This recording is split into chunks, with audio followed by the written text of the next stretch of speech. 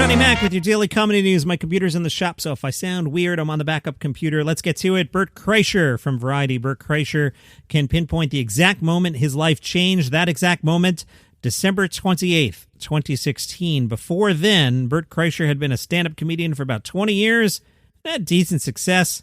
As a student at Florida State, he was the subject of a Rolling Stone article that crowned him the top partier at the #1 party school in the country. Oliver Stone had optioned the film rights. He had published a book, Life of the Party, Stories of a Perpetual Man-Child, in 2014.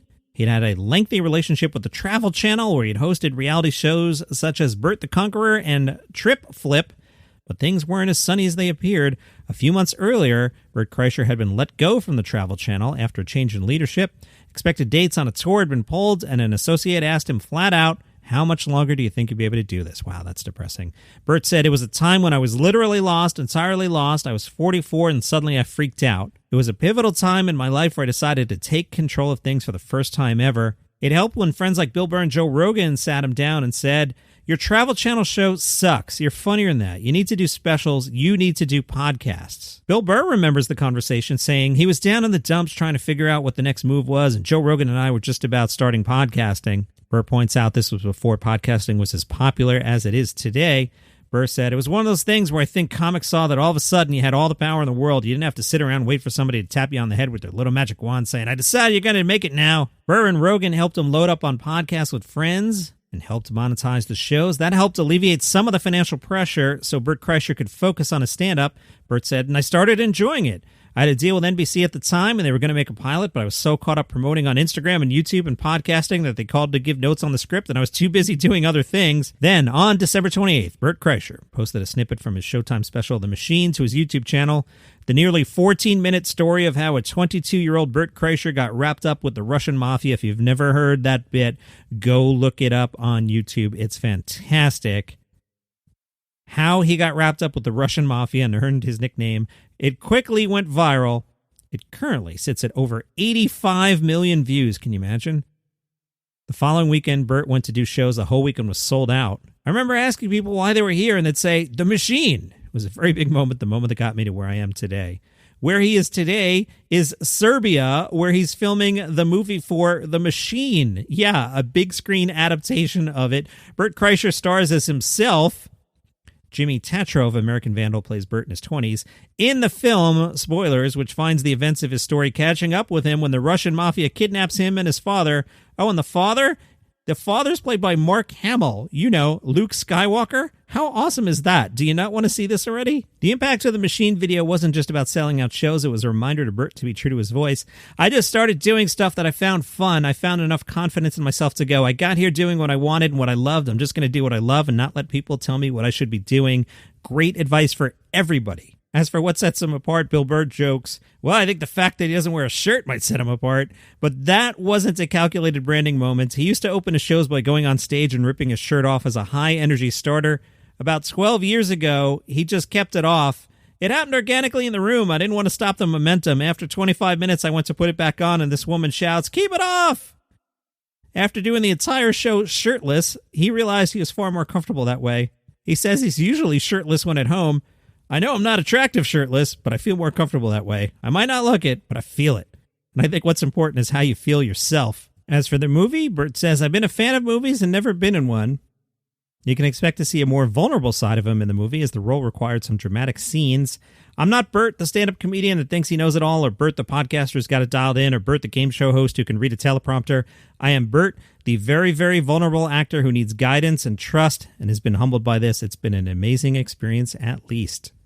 From The Guardian, tired of racism on the comedy scene, Janan Eunice started her own night called Weapons of Mass Hilarity, where gags about body hair and farcy abound. Every comedian expects rejection when they're starting out, but an email mix-up convinced Janan Eunice that her jokes weren't the problem.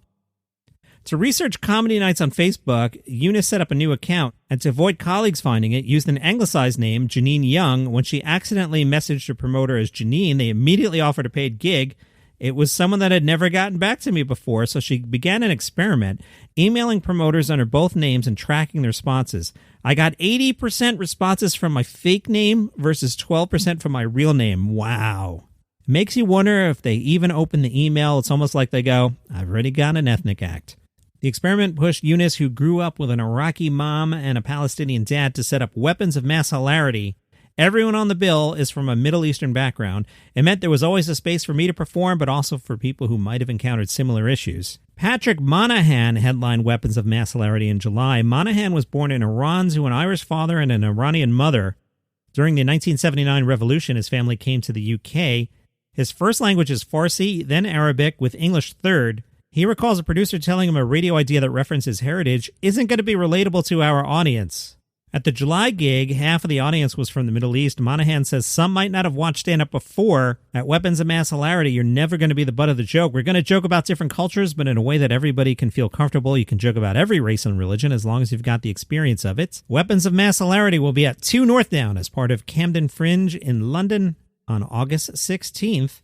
From Mashable, Hulu's Only Murders in the Building looks pretty cool. I saw a trailer for this the other night, and I was really digging it. Steve Martin and Martin Short are in this. They're trying to get to the bottom of some foul play in their posh New York City apartment building. They investigate a colorful cast of neighbors that include Nathan Lane and Sting. Sting plays himself. Does Nathan Lane not play himself? Gotta find this out. But Only Murders in the Building looks like a lot of fun. The first 3 episodes are on Hulu, August 31st. If you like what I do here, you can support the show by going to buymeacoffee.com/dailycomedynews, and there you can hit the tip jar. Whatever amount you want, $5 suggested amount. I will take your money. I will go to National Donuts Chain. I will buy an iced coffee. I'm trying to lose some weight, kicking back on the caramel, doing vanilla because there's no sugar in the vanilla. Not sure how that works. It just magically flavors. I'm missing my caramel, but got to drop a few pounds. Buymeacoffee.com/dailycomedynews. Speaking of food, you know where we're going. Mashed spoke to George Lopez about George Lopez Tacos. Been talking about this all week because I'm a crazy person. Now, MASH got a little more investigative here. They asked, George Lopez, do you know where your food is prepared? You've got 80-something locations. George Lopez said, well, with the ghost kitchen concept, like Next Bite, they go in there and they have a ghost kitchen, which is sometimes owned by a small business, and there's people in there making it. I mean, it's great. What's great about Next Bite and Grubhub and all the things they support, small kitchens, support small business. I think over the last year, even here in LA, I saw some places are closed. It breaks my heart. He might not have said it that defensively. Boy, I'm obsessed. All right, I'm going to wrap this up because I'm on my backup computer, as I mentioned, and it's barely working. So that's your comedy news for today. Follow the show on Spotify, Apple Podcasts, Google Podcasts. See you tomorrow. Can't wait for the computer to come back.